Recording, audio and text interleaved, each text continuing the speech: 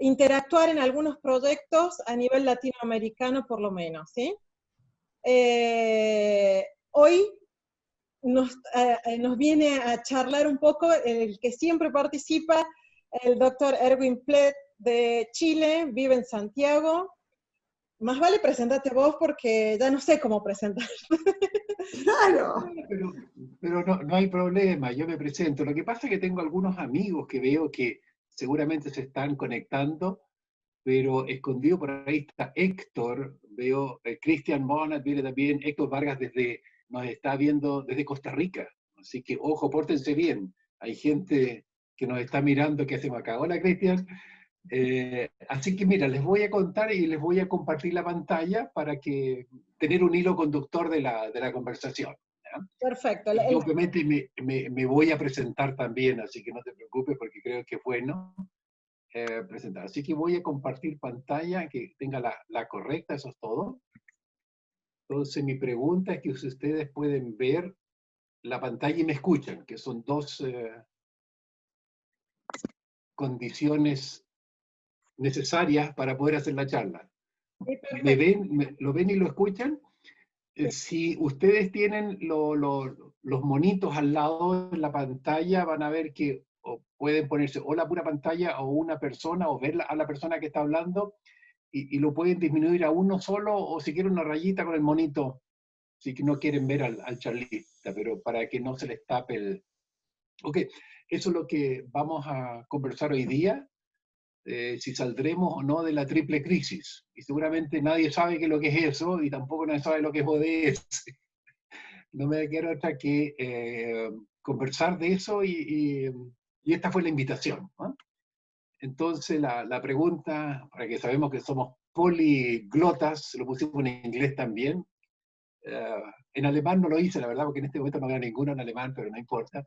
La idea es si salimos o no de esta triple crisis con ayuda de no los ODS, sino que los ODS, para los que no saben, Objetivo de Desarrollo Sostenible. ¿Ya? Primero, lo quiero, en 4 capítulos, quiero hablarles para justamente los que no están sobre el KIT y los Alumni Clubs. Les voy a hablar de qué es lo que es la triple crisis. Les voy a hacer una introducción, qué es lo que son los Objetivos de Desarrollo Sostenible, y la pregunta al final, ¿cómo salimos de donde estamos, ¿ya? En este momento? Ok, primero me quiero presentar. Erwin Plett, yo hice el doctorado en el KIT, que no era KIT en aquel entonces, se llamaba Karlsruhe, Universität Karlsruhe, y lo simpático en la parte de atrás tenía entre paréntesis TH, que era Technische Hochschule, porque son porfiados, porque la verdad que siempre dijeron no son universidad. Y yo me dedico, entre otras cosas, a la eficiencia energética, que es lo que hacen estas empresas, Alphalux, Solid Fuel, y nos dedicamos a las cosas bastante verdes, que son low carbon. En esto les estoy hablando hoy día. TerraGas hace respaldo con gas, Sello Verde hace ingeniería ambiental, lo que es fácil, Viveeco hace reciclaje de envases en forma inteligente, lo tenemos en diferentes estaciones del Metro Valparaíso, y VAST hace tecnologías de agua sin utilizar químicos. Así que les paso un aviso, entre otras cosas, en tecnología de esterilización de agua, lo hacemos con ultravioleta, no con químicos. Y en este momento estamos ayudando lo que es la primera crisis la sanitaria con esterilización de superficies con luz ultravioleta, ¿ya? Que es esta parte de acá, que es la superficie, que esa es la parte de las gotículas que uno expele, ¿no es cierto?, y que se caen. Por eso que decimos la distancia social es 1 metro, pero es porque las gotitas estas grandes se caen y hay que esterilizarlas en el piso, ¿ya? De la superficie. Pero hay una parte que se trata de los aerosoles, la parte más fina, que es cuando uno habla o canta, se producen gotículas muy chiquititas, y estas están en el aire. Esas son las que en este momento producen bastante infección, entonces no queda otra cosa que esterilizar el aire. Estos son como acondicionadores de aire, la única diferencia es que tienen luz ultravioleta adentro para esterilizar el aire. ¿Ya? Son estas dos tecnologías. Por los pasos estoy pasando un aviso económico acá, pero así es la cosa. Quiero hablarles sobre el KIT, quizás algo que ustedes no han visto. Que ¿de dónde salió esto? que hay una definición, nosotros nos llamamos ingenieros civiles, ¿no? Y la verdad que es extraño por qué nos llamamos ingenieros civiles. ¿Y por qué eso? Porque hay una diferenciación entre los ingenieros militares, que son más antiguos que los civiles, y cuándo vinieron estos. Ese término lo usó John Smeaton, que fue el que estableció ese concepto de ingenieros civiles. ¿Y por qué lo tuvo que hacer? Porque tenía la competencia muy cerquita, tenía una academia de ingenieros militares, que era la Royal Military Academy en Woolwich. Entonces él dijo, no somos esos mismos. Entonces puso el concepto de ingenieros civiles. Y él fundó la Society of Civil Engineers 1771, que va a salir este orden de magnitud. Y él después fundó, esta fue la precursora de la institución de ingenieros civiles, que es la más antigua, 1818, ¿ya? Los Civil Engineers. O sea, antes de esto, los únicos ingenieros decentes que habían eran los militares, los que hacían calles, puentes y cosas por el estilo, y recién en 1750 se usa este nombre de ingenieros civiles.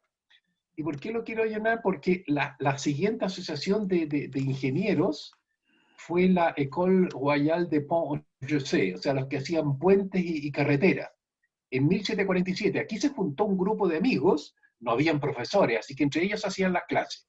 Así empezó esta famosísima École Royale, que es de la que salieron muchísimos ingenieros, los que hicieron el canal de Suez, etc. Todos venían de esta élite, que era la escuela real de puentes y carreteras.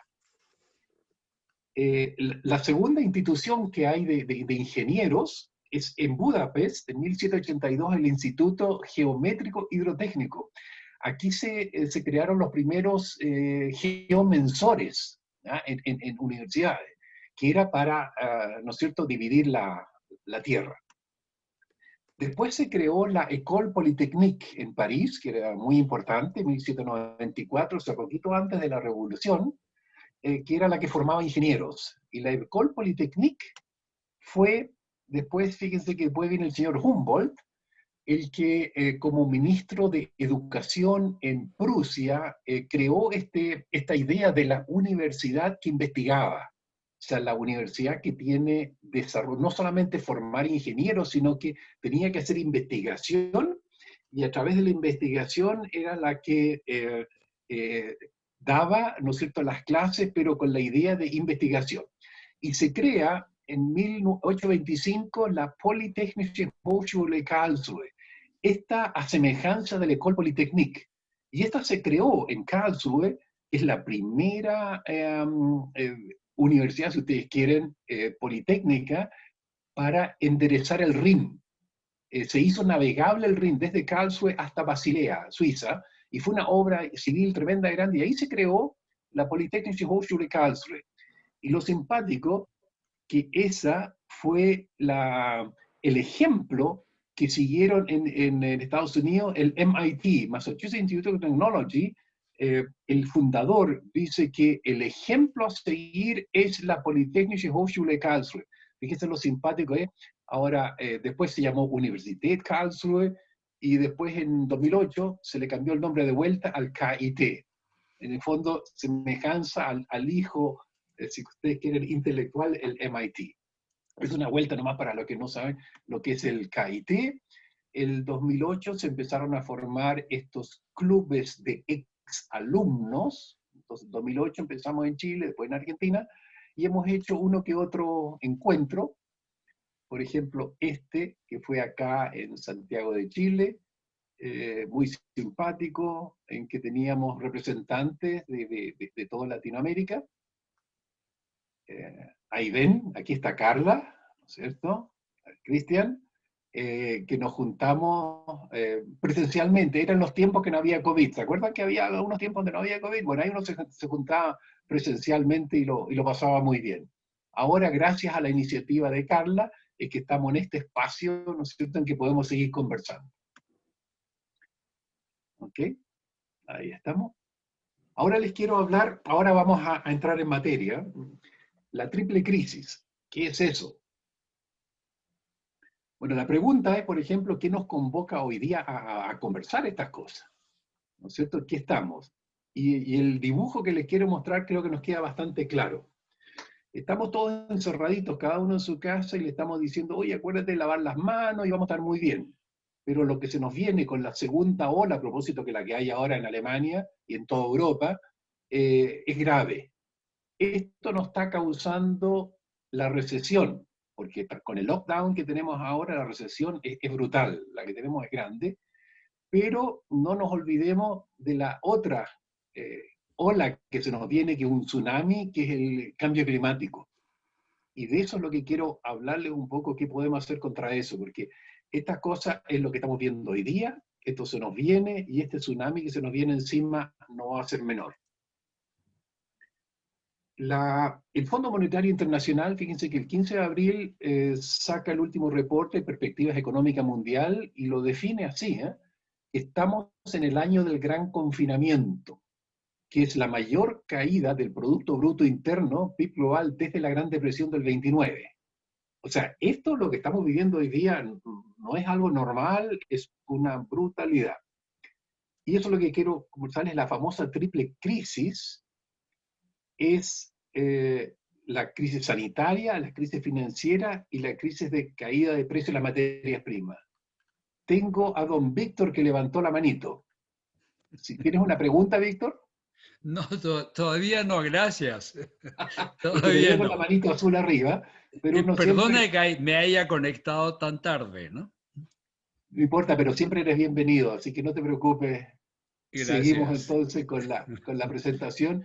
¿Puedes bajar la mano, Víctor, la manito azul? Que yo la vi, dije yo, si hay alguien que quiere una pregunta, a propósito, interrumpan en cualquier momento. Esto es una conversación más que una presentación. ¿Okay?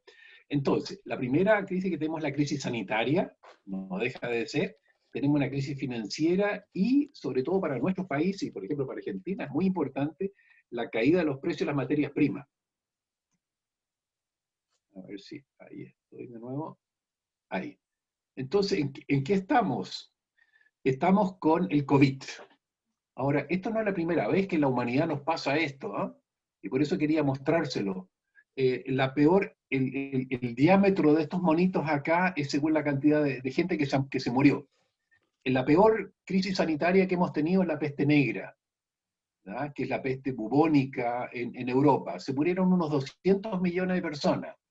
Europa necesitó del orden de 200 años para volver a tener la misma población que tenía antes. Así que esto fue brutal, la peste negra. Pero lo que tenemos acá en América, que sí experimentamos, fue la viruela, smallpox, la viruela que trajeron los españoles. Esto fue lo más brutal en este intercambio entre el viejo continente y el nuevo continente, fue la viruela que trajeron. Se murió del orden del 90% de la población indígena en toda América. Así que no fue menor el despoblamiento que hubo en esta crisis. Así que esta muchas veces fue más rápida que lo que marchaban los españoles. Llegaba primero la viruela que lo que llegaban ellos. Así de rápido fue el problema de la viruela. La gripe española, para nombrar algunos nomás, mató del orden de 50 millones de personas, y esto fue 1818, 1819, 50 millones. En nuestros tiempos, y todos van a recordar, el SIDA ha matado del orden de 30 millones de personas en el mundo. Y sin embargo, nunca paramos el mundo con esto, pero sí lo estamos parando con el COVID, que llevamos del orden de 1 millón. Entonces la pregunta es, ¿qué es lo que estamos haciendo nosotros como sociedad? ¿Por qué tenemos parado el mundo? Y lo tenemos parado, ¿por qué? Porque esto sale en la televisión, entre otras cosas, ¿eh? En cambio, el SIDA no ha sido tan terrible y sin embargo llevamos 30 millones de muertos y seguimos andando y no hemos parado el mundo con esto, ¿no? En esta crisis.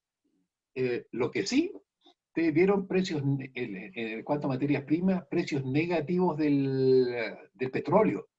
Acuérdense, tenemos en abril, estábamos en menos $37 el barril. O sea, precios negativos significa que para entregar algo yo le estoy regalando a la gente, regalo plata para que se lo lleven. Eso es una cosa que no había existido en petróleo, sí existe en electricidad, para que no se confunda. En electricidad siempre ha habido precios negativos porque no tengo cómo acoplar la demanda con la generación. Así que así me sobra electrones, tengo que ver que alguien se los lleve y ahí hay precios negativos. Pero por primera vez se llegaba a materias primas como el petróleo a precios negativos. Esto fue en medio de Texas, ¿no es cierto? Por eso que ahí no había capacidad de almacenaje. El Brent no llegó a precios negativos porque de alguna forma en la costa se podía llevar a barco, ¿no? Entonces la crisis no es menor y quiero pasar ahora al concepto de los Objetivos de Desarrollo Sostenible. Primero, para que hay un problema en castellano, ¿eh? con la palabra sostenible y sustentable. En inglés no hay este problema porque se llama sustainability. Y por alguna razón los españoles lo tradujeron oficialmente a sostenibilidad y no a sustentabilidad. Y hay una buena discusión académica dónde está una cosa y está la otra. En todo caso, como definición de sustentable, siempre esto tiene tres aristas. Una, la arista ambiental, y nos tendemos a confundir la arista ambiental. Está la arista económica y la arista social. Y para que algo sea sustentable necesita estas tres patitas. Porque si es económico y es social, ok, es equitativo. Si es social y ambiental, es aceptable. Y si es económico y ambiental, es viable. Pero si no tiene las tres partes, no es sustentable. Había muchos proyectos grandes, bonitos, ambientales, económicos, son viables y al final la gente está en la calle quemando neumáticos. Y se caen proyectos completamente porque no se pudieron vender en forma social. Entonces estos tres aspectos son importantes en la sustentabilidad. Lo que estoy narrando yo es porque me tocó hacer un curso en México el 2018 sobre los ODS. Así que si ustedes ven, esto los viví. Fue toda una semana muy entretenida que hicimos ahí con un grupo de personas. El relator Rodolfo Tarrabuela, un argentino, él es el director de CIFAL UNITAR. UNITAR es una sección de las Naciones Unidas que se dedica a la educación, al entrenamiento. Y Rodolfo nos hizo el curso, así que al final sí aprendimos mucho de lo que eran los objetivos de desarrollo sostenible, y como lo ven ustedes, esto hay que vivirlo, ¿no? Aquí estábamos discutiendo el número 17, que es hacer alianza. Así que esto fue una semana entera que pasamos en México viendo los objetivos de desarrollo sostenible. ¿Y qué es lo que son? Los Objetivos de Desarrollo Sostenibles es una iniciativa que impulsó las Naciones Unidas basado en los Objetivos de Desarrollo del Milenio, que también lo conocen ustedes, lo han escuchado como Agenda 2030. La idea es cómo uno se pone de acuerdo, ¿no es cierto?, qué es lo que llega a hacer para que las cosas sean en el tiempo, sean sostenibles, todos los desarrollos. Porque si seguimos con los desarrollos como teníamos hasta ahora, en algún momento se nos acaban los recursos. No es fácil porque son 17 objetivos, de los cuales se los voy a nombrar, y de los objetivos hay muchísimas metas, son 169 metas que se propusieron, y que tienen que ver con diferentes aspectos o esferas, si ustedes quieren llamarlo. Una es el cambio climático, la otra es la desigualdad económica, se trata de innovación, de hacer un consumo sostenible y obviamente no ganamos nada con eso si no tenemos paz y justicia. Entonces, ustedes ven, es una cantidad de objetivos que ponemos que están entrelazados. Yo puedo tener perfectamente innovación y consumo sostenible, pero si no tengo paz para desarrollarme, estoy mal. Y lo mismo es con la justicia, ¿ya? Por eso es que estos conceptos van de alguna forma entrelazados. Esto se negoció durante mucho tiempo y al final de cuentas lo bonito fue que el 2015, el 25 de septiembre, se pusieron de acuerdo en Nueva York 193 estados. Esto es una cosa impresionante que nos hayamos puesto de acuerdo en tantos diferentes países. Y lo bonito es que en esa Asamblea General, digamos, la idea fue transformar el mundo en la Agenda 2030 en desarrollo sostenible. En el último tiempo yo he escuchado un montón de críticas que esto es una idea de las Naciones Unidas para dominar el mundo, pero al final de cuentas, en 193 líderes mundiales había representado de todo. Obviamente democracias, teocracias, regímenes, ¿no es cierto?, dictatoriales, todos, al final de cuentas, y es una gran clase, se pusieron de acuerdo en estos objetivos de desarrollo. O sea, no tiene que ver con formas de gobierno, sino que cómo miramos el futuro. Estos son los 17 objetivos y quiero repasarlos para que vean de qué se trata, ¿no? Y todos tienen sus colores y se trabaja en estos 17 objetivos. Veamos. El primero se llama, fin de la pobreza. Y la idea es poner fin a la pobreza en sus diferentes formas en todo el mundo. Y eso es bonito porque estamos diciendo, mira, no ganamos nada, nosotros somos ricos, los otros son pobres porque vamos a meternos en problemas. El primer punto de eso es poner fin al hambre, ¿ya? El 2 se llama hambre cero, es poner fin al hambre, lograr que la seguridad alimentaria y la mejor nutrición y promover la agricultura sostenible. Eso está metido en hambre cero. El 3, que es donde tenemos el problema ahora, que es la salud y bienestar. Significa garantizar una vida sana y promover el bienestar en todas las edades, ¿no es cierto?, tanto jóvenes como viejos. Muy importante es el 4, que es educación de calidad. Es garantizar una educación inclusiva, equitativa y de calidad para promover los aprendizajes durante toda la vida. O sea, esto tiene que ver también con lo que estamos haciendo acá, de discutir, de hacer cosas, de ir avanzando, ir aprendiendo todos los días. Un aspecto no menor es el 5, que es igualdad de género. ¿Y por qué eso? Porque no hay igualdad de género en el mundo, ¿no es cierto?, entre género y empoderar sobre todo a mujeres y niñas. Esto para nosotros nos suena obvio, pero en muchos países no es obvio. Y ustedes imagínense las discusiones que había para llegar a firmar esto entre países musulmanes y otros. Porque resulta que las visiones que hay ahí, ¿no es cierto?, de empoderar a las mujeres sigue siendo un problema. Entonces, imagínense la gracia política de ponerse de acuerdo a esto, a empoderar mujeres y niñas. El 6 es agua limpia y saneamiento. O sea, la idea es que haya disponibilidad de agua, ¿no es cierto?, y ver que para todos, que esto no es fácil. Hay gente que debe caminar muchísimos kilómetros para tener algo de agua de algún pozo, en la zona del Sahel, por ejemplo. Entonces, el garantizar agua, disponibilidad, no es menor. A mí personalmente me ha tocado trabajar en el objetivo 7, que es energía asequible y no contaminante. El tener energía asequible no es obvio, ¿ah? Para que ustedes lo sepan, orden de magnitud, en África el 80% de las personas dependen de la leña, para tener una comida al día.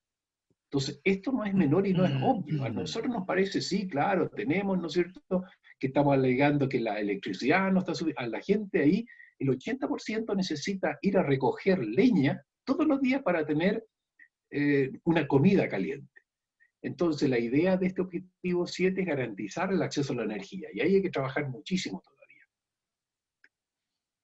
El 8, trabajo decente y crecimiento económico, es promover el crecimiento económico sostenido, inclusivo y sostenible, el empleo pleno y productivo de trabajo decente para todos. Esto no es fácil, ¿no? Porque aquí hay trabajo de niños metido, muchas cosas que tenemos hoy día, que son obvias en algunos casos, y trabajar en este objetivo tiene su gracia. El nuevo es industria innovativa y infraestructura, o sea, es construir infraestructuras resilientes, promover la industrialización inclusiva y sostenible y fomentar la innovación. Eso es lo que con mucho esfuerzo hacen las universidades y es en lo que estamos nosotros, la innovación, porque solamente con esa inteligencia vamos a lograr ser más sostenibles. 10. Reducción de las desigualdades entre los países, porque entre tener países ricos y países muy pobres, eso produce tremendas tensiones. Entonces, el 10 significa cooperar entre un país y otro, ¿no es cierto?, para reducir las desigualdades. 11, ciudades y comunidades sostenibles. Esto es importante porque la población mundial se está concentrando en ciudades. Antiguamente había muchos que estaban en el campo, pero hoy día esto de las ciudades va siendo cada vez más importante para los seres humanos porque nos estamos apilando. Entonces, lograr que esas ciudades y los asentamientos humanos sean inclusivos, seguros y resilientes y sostenibles es una tarea titánica. El 12 tiene que ver con lo que estamos hablando de economía circular, producción y consumo responsables. Esto no es fácil, ¿eh? Porque significa que, ¿qué es lo que es responsable?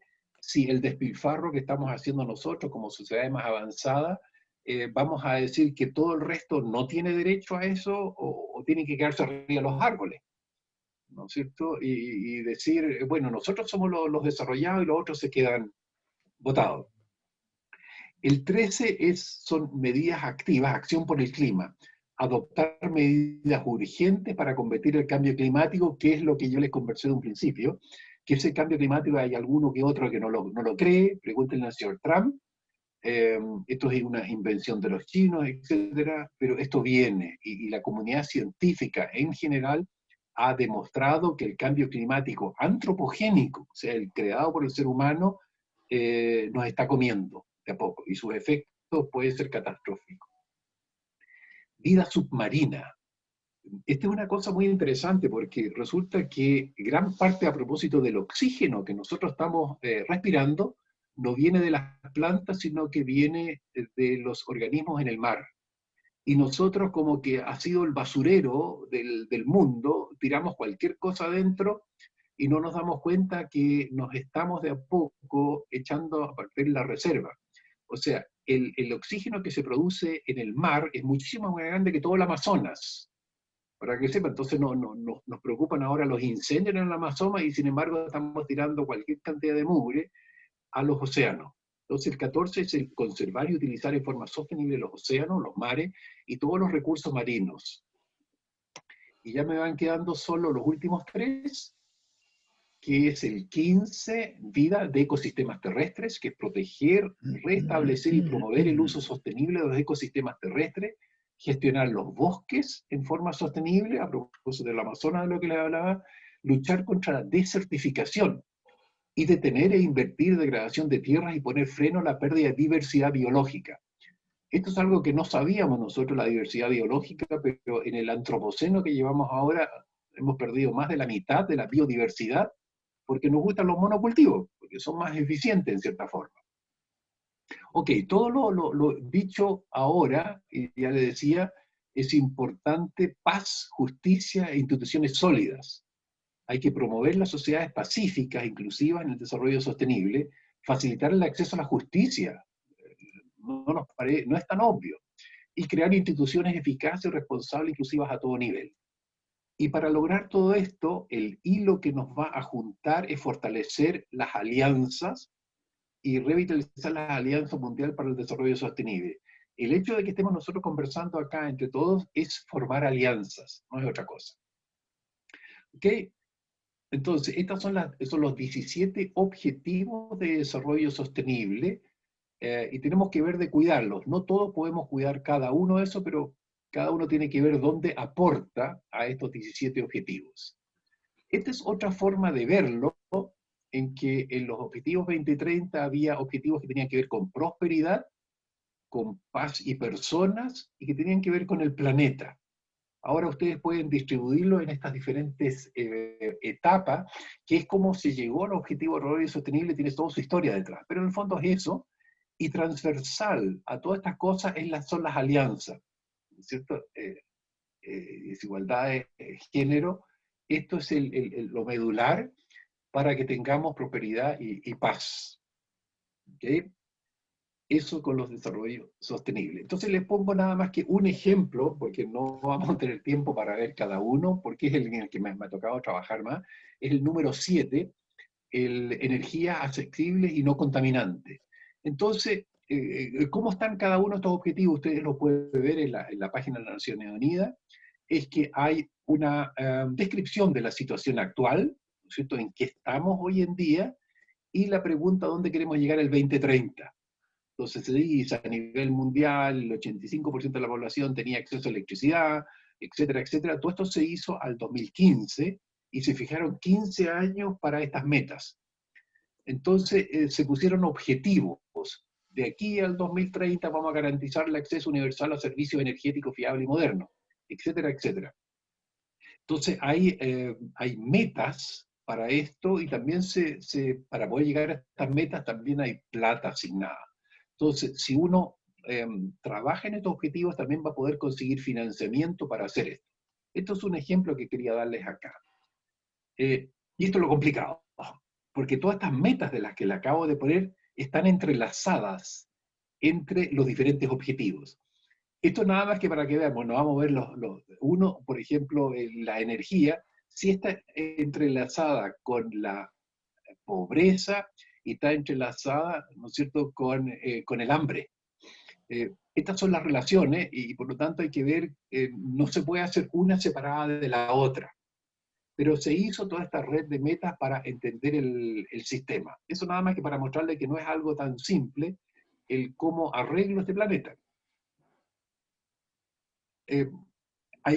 En todos los países hay una institucionalidad para eso. En Chile, correspondientemente, hay un Consejo Nacional, una Secretaría Técnica para la implementación de esta Agenda 2030, y tiene un Consejo Nacional para la implementación en que esto lo preside el Ministerio de Relaciones Exteriores, porque esto es un acuerdo político, ¿no?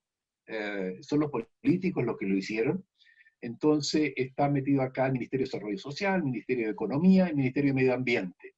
Y hay una secretaría técnica, en este caso en nuestro país, tiene una comisión económica, una comisión social y una comisión de medio ambiente. Y grupos de trabajo, ¿no es cierto?, que alimentan esta organización, porque esto se va a ir midiendo al 2030. Ya nos echamos 5 años, nos van quedando 20 nomás. Y no va a ser fácil llegar a estos objetivos. Entonces la pregunta al final, ¿y quién va a hacer toda esta pega? ¿Quién hace este trabajo? Bueno, al final son las instituciones y las empresas. Entonces, ¿qué pasa? Es que las empresas, por ejemplo, acá un ejemplo, BMW en la COP25, que son estas reuniones anuales que se hacen, dicen, nosotros vamos a trabajar en algunos de los ODS en los que nosotros como empresa automotriz podemos aportar. Acá una empresa que la que trabajamos nosotros dijo podemos aportar el 7, 11, 12, 13 y 15. Cada una de esas dice que yo puedo aportar algo allá.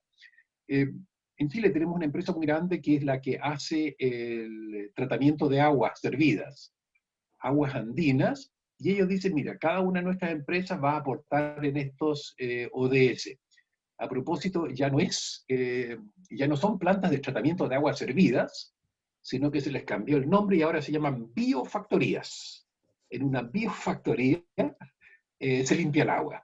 Pero ven ustedes cómo la moda va cambiando. Entonces cada una de las empresas o instituciones va a decir, ok, a mí lo que me corresponde es, por ejemplo, acá 3, 4, 9 y 13, y así se va armando un puzzle para saber quién en la sociedad es el que trabaja en dirección al desarrollo sostenible.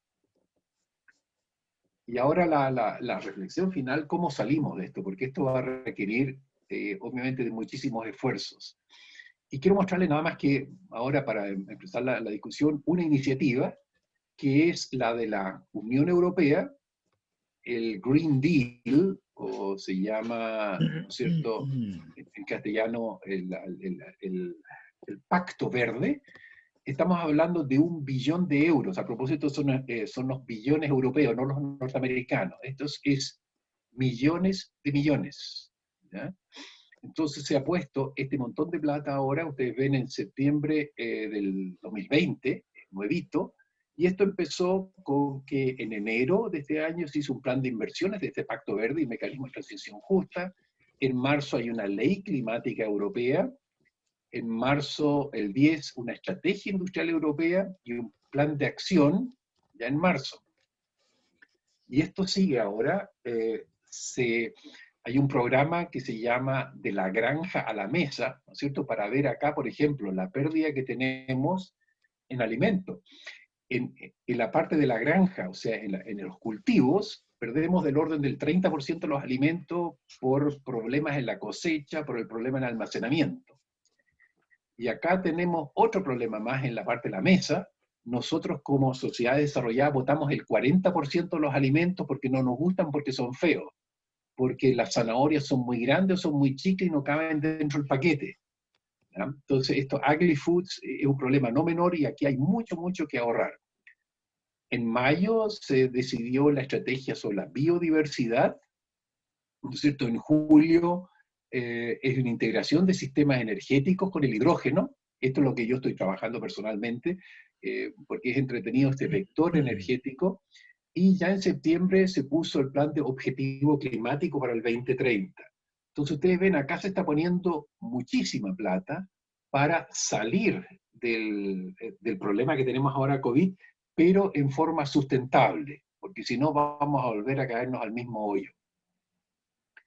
Y eso estoy pasando ahora un aviso. Nosotros vamos a hacer ahora en noviembre un diplomado en economía de hidrógeno, porque es uno de los vectores energéticos que nos va a sacar de la descarbonización, ¿no es cierto? Pues nos va a ayudar. Y esto son 10 sesiones, se hace en la Universidad de Santiago de Chile, la USACH, que lo va a hacer, ahí estamos haciendo este diplomado, que son 180 horas cronológicas, porque para hacer todas estas cosas se necesita los recursos humanos. Y acá lo que estamos haciendo es crear recursos humanos para esta economía del hidrógeno, que es una de las formas sustentables de dejar de usar los combustibles fósiles. Una invitación para todos. En la próxima semana tenemos un gran summit en Chile de hidrógeno verde, que es la tercera conferencia que estamos haciendo a nivel, son 2 días, muy interesante, así que ustedes pueden meterse a esta página web, greenh2summitchile.com, y pueden participar la próxima semana en este magno evento. Eso sería, y ahora abro la discusión.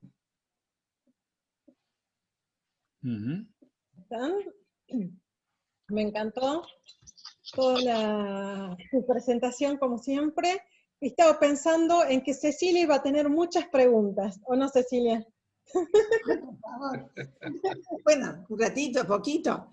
Primero, Erwin, que me encantó el desglose que hiciste de objetivos, porque el Consejo Mundial de Energía los reúne en 3, y que los contiene a todos esos, pero este desglose nos muestra a los mortales que cada acción que nosotros emprendamos contribuye a uno de los objetivos centrales. O sea, es muy educativo tener en cuenta que todos estamos comprometidos con el cambio climático.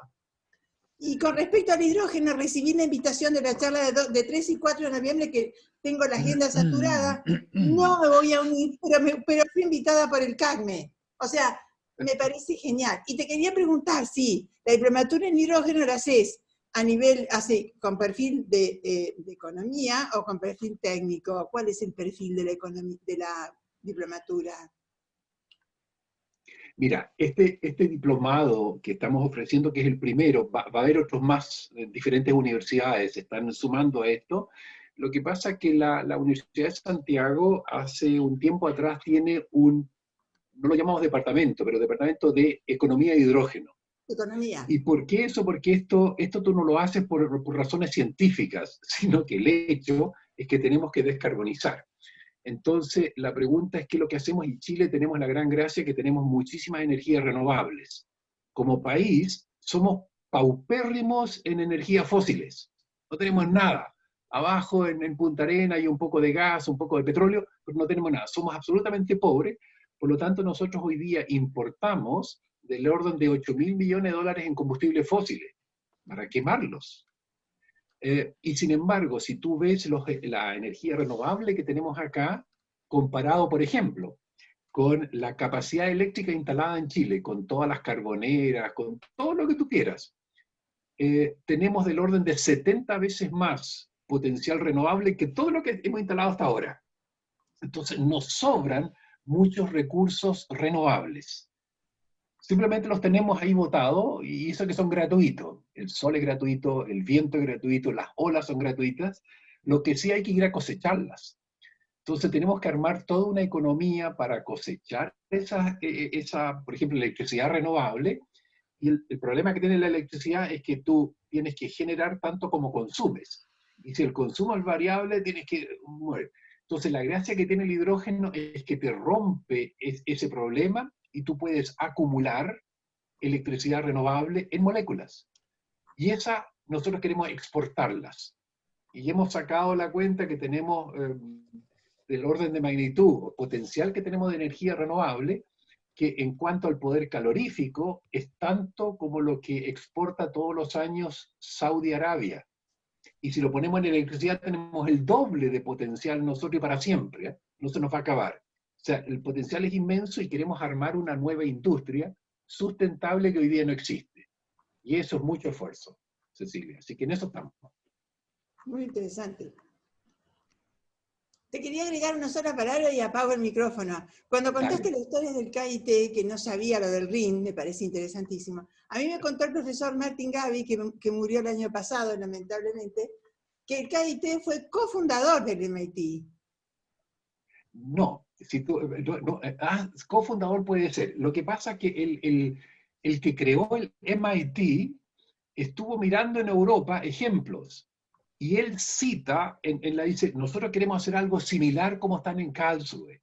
Así que no sé si es cofundador, pero en la historia del MIT tú vas a poder ver que el creador del MIT se inspiró en lo que se hacía en Karlsruhe, que era una escuela politécnica. En la historia del KIT vas a poder ver que el KIT, junto con la corona británica, fueron cofundadores del MIT. Esa es la historia del KIT. Bueno, no importa, no importa. Qué simpático eso, porque muy simpático. Yo siempre lo vi. Acuérdate que había una tremenda diferencia. Y yo les mostré unas fotos de donde estuvimos en Chile. Eso es el Heidelberg Center, de la Universidad de Heidelberg, en Chile. Las fotos que les mostré al principio. Y acuérdense cuando Alemania hizo esta iniciativa de excelencia, las 3 primeras universidades que se ganaron ese título fueron la Universidad de München, las 2 universidades de München, que es la TUM y la Ludwig Maximilian, y Karlsruhe. Y quedaron los de Heidelberg, que es la universidad más antigua, diciendo, pero ¿cómo? Estos no son, ni siquiera son universidades, son una Technische Hochschule. Hoy día sí lo son, pero fue simpático eso, el ganarse ese concurso de universidad de excelencia, no siendo una universidad, porque esa es la verdad. En el sentido académico, Karlsruhe era una Hochschule, Technische Hochschule. No sé si saben ese cuento, pero las universidades, me estoy saliendo del tema, las universidades tenían 4 facultades. Tenías teología, tenías medicina, tenías jurisprudencia y los otros. Los otros se llamaban filósofos, los que no hacían nada decente, sino que pensaban, ¿no? Ok, esa facultad de filosofía fue donde se colgaron todas las ciencias, ¿no es cierto? Porque era gente que no hacía algo decente, sino que pensaba. Todas las ciencias se colgaron en filosofía. Por eso que en Inglaterra, los que no son juristas, no son médicos ni teólogos, son PhD, Philosophical Doctors. ¿No es cierto? En Estados Unidos mi título es de filosofía, no tengo idea, pero son los otros, o sea, los remanentes, son los Philosophical Doctors. Mira lo que queda todavía. Entonces las universidades clásicas tenían estas 4 facultades, y hoy en día esto de la filosofía es todas las otras ciencias. Eso es el PhD comparado con el título mío es Doctor Ing, ¿no? Doctor Ingenieur, que es una diferenciación comparado con el resto. Y Karlsruhe nunca tuvo ni teología, ¿no es cierto? No tuvo medicina, nada de eso, y fue una Technische Hochschule, y ahora volvieron de vuelta a decir son institutos de tecnología. Erwin, hoy en día la Universidad de Heidelberg no es Technische Hochschule, no sé si lo habrá sido antes, y hoy las 3 Technische Hochschulen de Alemania que están en el ranking son München, Aachen y Karlsruhe. Heidelberg no figura en esa categoría. No, es que Heidelberg es universidad. Es 1380. Es una universidad como corresponde. No, esto es técnico. Pero sé que, bueno, está bien. Después hablamos de eso. Gracias. Chao, apago mi micrófono. Héctor tiene una pregunta. Héctor. Sí. Buenas tardes a todos. Mucho gusto aquí desde Costa Rica, deseándole lo mejor a cada uno de ustedes. Erwin, hay un par de temas muy concretos que quiero preguntarte. Tú que has estado con todos los temas del COP21 y COP25, etcétera, ¿no? Todos estos temas. Ese billón de euros, destinado para ciertos programas de mejora del medio ambiente en Europa. Para proyectos privados que buscan desarrollar operaciones en Europa, ¿es posible que proyectos privados puedan optar por bonos verdes similar a lo que nosotros estamos haciendo ahora a nivel de la Organización Mundial nuestra de Logística, que estamos tratando de dar apoyo al sector de transporte terrestre en buscar nuevas alternativas de cambio generacional en el transporte, principalmente usar más transporte eléctrico, usar más transporte con hidrógeno, en este caso ojalá que sea verde, pero la intención es, imagínate una empresa de transporte terrestre que hace un cambio generacional, que se olvida de todos sus tractos, camiones de diésel, y que ya no va a tener ese problema de generar esa huella de carbono y esos gases de efecto invernadero y esos CO2 al ambiente. Ese tipo de empresas que tienen que invertir en ese cambio generacional de nuevos transportes en hidrógeno verde, podría accesar fondos de Naciones Unidas orientados a bonos verdes por esa reducción de toneladas de CO2 que normalmente ellos tienen en el transporte. Esa es la pregunta muy concreta dirigido hacia el sector privado para ver hacia dónde podemos generar mejores opciones, porque yo creo que falta mucho entendimiento del sector privado en esa materia. O sea, si el dinero existe y el dinero que están poniendo los 191 o 193 naciones como parte de los acuerdos del COP21 cuando se firmó en su momento, pues esos dineros, ojalá que lleguen a donde deberían llegar, a organizaciones o empresas que están haciendo casualmente esos impactos importantes en el tema del medio ambiente. Esa era mi pregunta, perdóname que me fui un poquito más, pero era por lo menos para sintetizarte hacia dónde quiero dirigir el mensaje de cómo conseguir eso, cómo conseguir esos bonos verdes. Muy fácil, no, no es fácil. Gracias, Héctor, por la pregunta. Héctor Vargas es director de la organización, a ver si lo veo bien, de ciudades y plataformas logísticas mundiales, con un programa muy interesante de logística justa. Eso lo van a tener que, pueden googlearlo. Pero es lo siguiente, todas estas cosas hay que financiarlas, y al final se mueven por la plata. Si uno va con este tipo de negocio al banco, el banco es sumamente conservativo y solamente te va a prestar plata para más de lo mismo. Y te va a probar si tú tienes la credibilidad, si tu mamá la tiene, dónde vives, cómo te llamas, ¿no es cierto? Y te van a dar plata de una forma muy segura. La otra forma de juntar plata es ir a los prestamistas, ¿no es cierto? Que tú puedes hacer hoy día un montón de cosas, pero eso solamente lo vas a poder hacer para cosas que tienen una tremenda proyección mundial, ¿no es cierto? Te van a pedir el 90% de tu idea, etcétera, etcétera. Y después está la gente, la tía rica, como se dice en Chile, ¿no es cierto?, la que te presta plata, que son estos fondos verdes de los que tú seguramente estás hablando, y para eso hay que portarse bien, y para eso hay que saber de los ODS, porque este proyecto tiene que ser verde para que la comunidad internacional lo financie, y obviamente que lo van a hacer los privados. Lo que sí, el justificar esto no es fácil, y para que tengas un orden de magnitud, los proyectos hasta que tú logres conectar con estos fondos verdes, que los hay muchos, el orden de magnitud son como 2 años que te vas a demorar entre que tú pones la idea y tienes la plata. Entonces, no es tan fácil porque tienes que trabajar a tiempo. Se supone que son más o menos 2 años los que se demoran estos trámites, porque primero tú tienes que tener una forma de medir. Ya, tú digas, perfecto, las plataformas logísticas, ¿cómo mides el impacto? Entonces tienes que tener una metodología que tiene que estar aceptada por las Naciones Unidas. Tú no puedes decir, sí, esto es más o menos verde. No, no, ¿cómo lo demuestras, ¿no es cierto? Y cómo tienes los objetivos, cómo quieres decir, vas a llegar a estas reducciones, vas a trabajar en los ODS. Entonces, esta sistemática no es fácil. Y si no la han creado, te va a demorar un tiempo en que alguien te valide lo que tú estás haciendo. Y solamente una vez que tú tienes una métrica, vas a poder aplicar esta plata. Orden de magnitud son 2 años, 2 años y medio que te vas a demorar en conseguir esa plata. Para que sepas, o sea, no es algo rápido, sino que demora en obtener estos fondos verdes.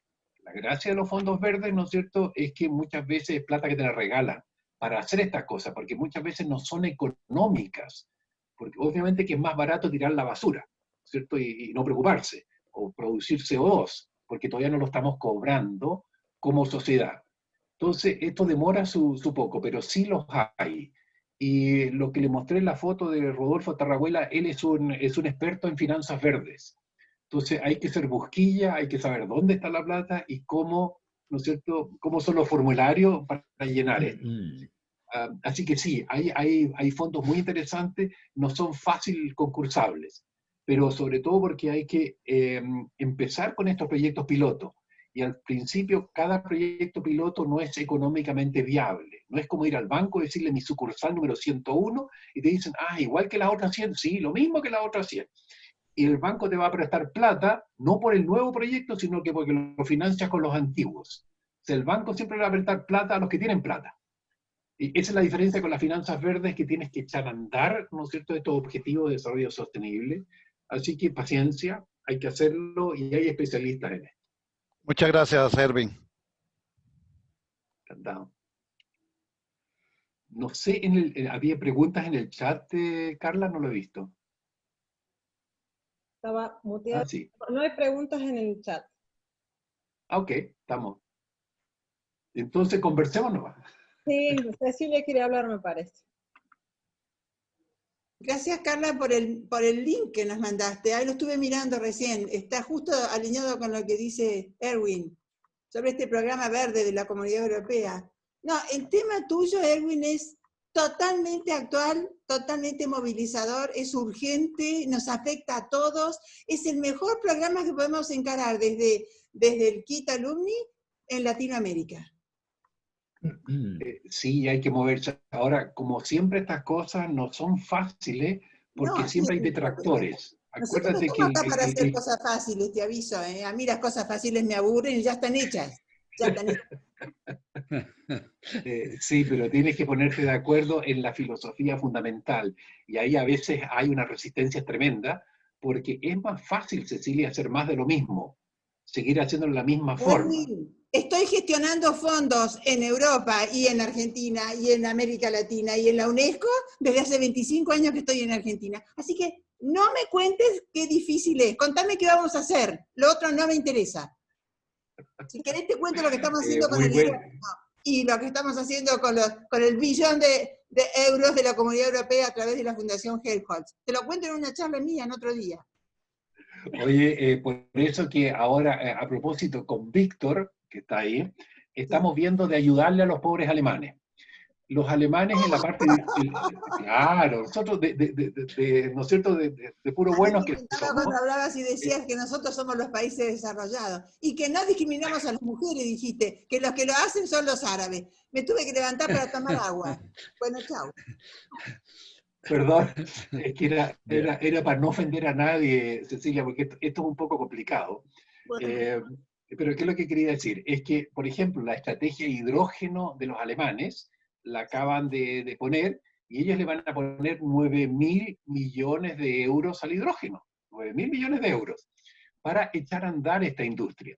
Entonces, de los cuales 7.000 millones de euros son para investigación y desarrollo, y 2.000 millones de euros son para crear proveedores. Por ejemplo, ya tienen un proveedor que es Marruecos, y le pasaron 350 millones de dólares. Entonces nosotros dijimos con Víctor, ¿cómo le ayudamos a estos pobres alemanes para que, ¿no es cierto?, para que puedan gastar esa plata? Y hay dos formas. Le podemos ayudar en Research and Development, haciendo proyectos pilotos acá, y les podemos también ayudar, ¿no es cierto?, con crear proveedores del hidrógeno verde, porque todo el hemisferio norte, de alguna forma, es deficitario en energía, y lo va a necesitar. Entonces ya no le van a, ojalá que no le compren tanto a los saudis, y nos compren nuestro sol del desierto, o nos compren el viento de la Patagonia, Cecilia. ¡Qué harto! Entonces la idea es no venderles Es que petróleo. no me conocés, buscame en Google. Escúchame. Estoy dirigiendo en este momento, estoy coordinando un proyecto con Alemania sobre el hidrógeno verde. No sé si con $1 millón o de euros, no sé cuánto lo quieren dar. Estoy organizando ese tema. No me cuentes Alemania, no me cuentes el kilómetro. Decime qué vamos a hacer. Decime, empecemos por trabajar por Latinoamérica. Yo ya tengo un contacto con el hidrógeno verde de Alemania. Ellos lo que quieren es poner esta cantidad de millones que no saben cómo manejarlas en países que a futuro le puedan vender hidrógeno verde a ellos. Y esos son Latinoamérica. Eso es Latinoamérica. Y la India. No es ni Nueva York, ni Suiza, ni nada. Es los países que vos llamás que somos desarrollados. Somos los países bananeros de todo el mundo que no saben ni dónde estamos, que somos los que le vamos a dar energía, jóvenes, recursos naturales, dentro de 10 años. Ese es el proyecto de Alemania. Y estoy en eso. Lo que quiero es aprovechar el Quita Alumni coronavirus, o como se llame, para hacerlo nuestro en América Latina, que somos el nuevo botín de Europa. No me hagas hablar. Pero, Cecilia, calma. Esos recursos naturales, a diferencia de lo que estamos explotando hoy día, son infinitos. Es el sol que tenemos todos los días. Entonces no es que esté haciendo un hoyo sacando cobre como hace Chile que se acaba, sino que esto viene gratis todos los días de arriba.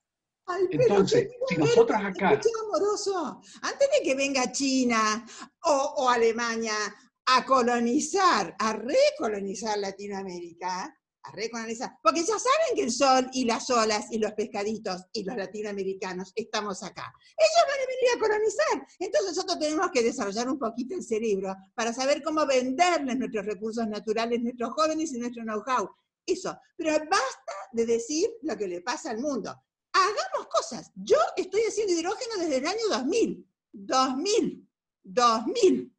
Y ahora tenemos la oferta de Alemania. Y ya le vendimos un electrolizador de alta presión que no lo tiene ni Alemania, ni Japón, ni nadie. Se quedaron tan estupefactos que no lo compraron. Así que cuando quieras te cuento. Ahora decime qué vamos a hacer junto con el Alumni Coronavirus Activity en Latinoamérica, que nos tenemos que despertar. Porque ¿sabés qué? Nos emplean afuera. Empleémonos adentro. Claro. Lo encuentro fascinante, porque sí tenemos una tremenda oportunidad ahora. Pero yo creo, por ejemplo, Argentina no sigue teniendo un problema de la bendición de los recursos naturales que tiene, porque tienen harto petróleo.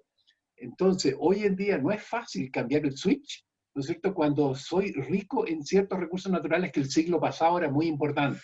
Claro. Porque tú tienes hoy día una tremenda industria petrolera. Que es barata y te la regalan, la derrochás. En Suecia, la cuenta de luz vale igual que el alquiler. No me cuentes el mundo, Erwin. No me lo cuentes. Les tengo una noticia de esta semana, que hay una convocatoria de una asociación, una agencia en realidad, europea, latinoamericana, en donde te ofrecen a cofinanciar, en realidad buscan coorganizadores en temas puntuales, que es prácticamente esto: economía circular, energía, transición, etcétera. Le mandé la propuesta al KIT para ver si nos ayudan, porque tenemos que tener ese socio europeo. Me dijeron que sí. Así que en breve, porque esta convocatoria vence el 4 de diciembre de este año para organizar un evento para 2021. Así que les voy a estar, la semana que viene tenemos una reunión, enviando algunos tips, llamadores o despertadores, para que aporten ideas para armar ese, no sé, ¿qué será? Si webinario, presencial, no presencial, virtual. No importa. Todo lo que dijo Erwin, todo lo que habló hoy Erwin, que son la OEDS o no sé, cada uno le pone una sigla. Lo que se llama la Agenda 2030, todo eso que desglosó en 18 objetivos que el WEC nombra en 3, eso lo tenemos que hacer, cada uno desde su país, a través de una cosa de esta, como el club, el Quita Alumni, que tiene una raíz no en Europa no, en Alemania. Una cosa es Europa y otra es Alemania. Sí. Ya. Carla, sí. ¿Te puedo plantear una pregunta, Carla? Sí. Mira, primero, felicitaciones a Erwin. Me has impresionado tan bien y tan profundo que estoy mudo, como se dice en alemán, sprachlos. ¿Ya?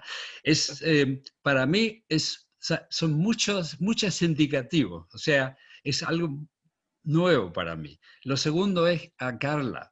Carla, te felicito y te planteo una pregunta concreta.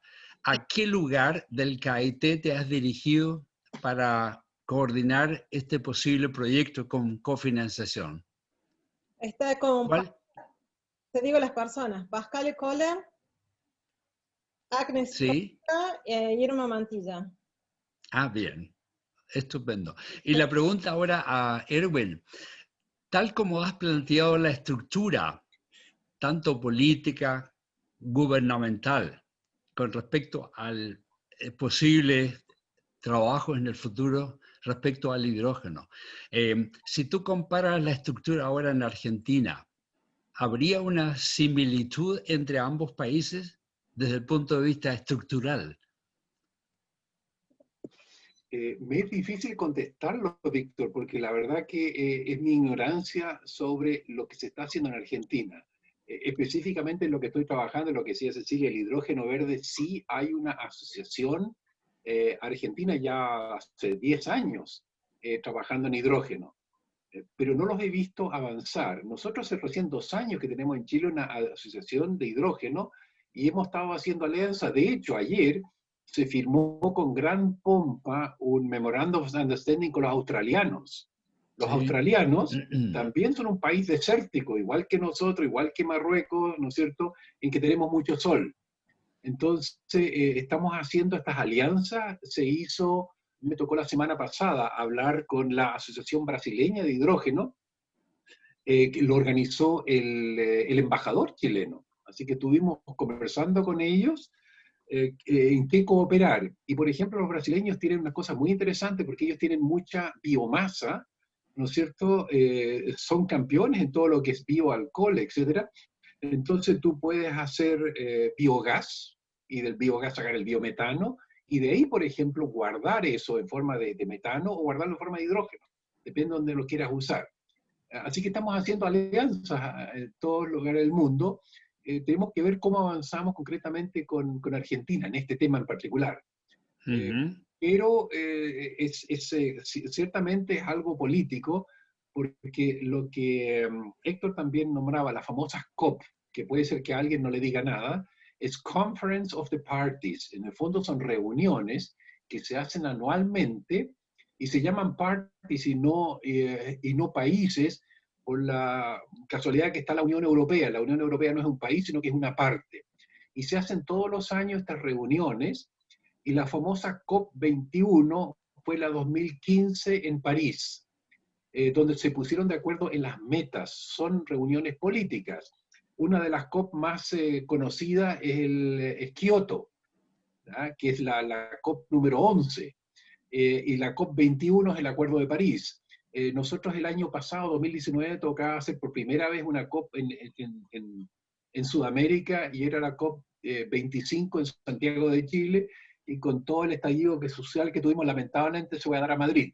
Así que al final la COP25 se hizo en Madrid, pero fíjate, nosotros logramos que en la COP se hiciera un side event sobre hidrógeno. Entonces fue simpático porque se juntaron todo el mundo y se habló en una COP sobre este vector energético, lo que es una gracia.